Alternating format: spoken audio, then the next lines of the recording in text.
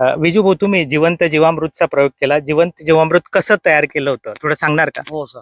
Sir मी गाईचं शेण घेतलं एका टाकीला 5 किलो. 5 किलो 5 किलो गाईचं दूध घेतलं सर. गाईचं कच्चं दूध. 5 लिटर कच्चं दूध. 4 किलो काळा गुळ घेतला. 4 किलो काळा 4 किलो काळा गुळ घेतल्यानंतर 15 अंडी घेतली सर. 15 अंडी. आणि ती फोडल्यानंतर सफेद आणि पिवळं मिक्स करण्यासाठी वरून 2 लिंबू पिळून ते मिक्स केलं सर. आणि ते पूर्ण टाकीत आणि 1 किलो डेक्स्ट्रोज पावडर हे पूर्ण एका टाकीत पूर्ण हलवून झाल्यानंतर पूर्ण हे केल्यानंतर सर मी एका झाडाला 200 ml पाणी टाकलं सर खाली जमिनीवर. Okay okay okay sir. अच्छा, म्हणजे प्रत्येक झाडाला 200 200 ml. हे पाणी 200 दिलं. लिटर पाण्यामध्ये 200 लिटर पाण्यामध्ये पूर्ण मिश्रण करून झाल्यानंतर प्रत्येक झाडाला मी 200 ml खाली पाणी दिलेलं आहे सर. ओके. हो सर.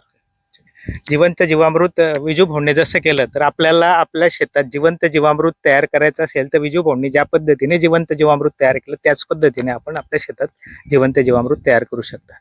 ओके, धन्यवाद विजू भाऊ. धन्यवाद.